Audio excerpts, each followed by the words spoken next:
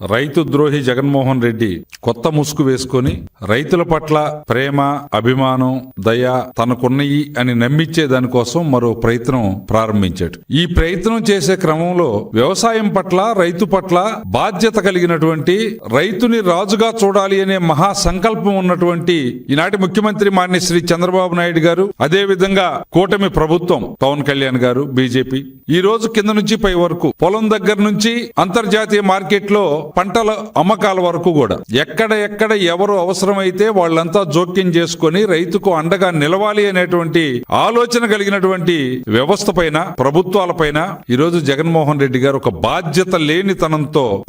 దుష్ప్రచారాలు చేస్తూ తన గ్యాంగ్ తోటి కూడా బాధ్యతారహితమైనటువంటి వ్యాఖ్యలు చేయిస్తూ ఈరోజు బజార్ను పడ్డారు. నిన్న కాక మొన్న గుంటూరు మిర్చి యార్డుకి వెళ్లి మార్కెట్ లో ఉన్నటువంటి పరిస్థితి, ధరల తగ్గుదలని, ఒక 5 సంవత్సరాల పాటు ముఖ్యమంత్రిగా పనిచేసినటువంటి వ్యక్తిగా కనీసమైనటువంటి అవగాహన, ఎన్నికల కోడ్లో పర్మిషన్ లేనప్పుడు గ్యాంగులను వేసుకుని వెళ్ళకూడదు అనేటువంటి కనీస అవగాహన లేనటువంటి జగన్మోహన్ రెడ్డి అండ్ బ్యాచ్ ఈ రోజు దుష్ప్రచారం చేస్తా ఉన్నారు.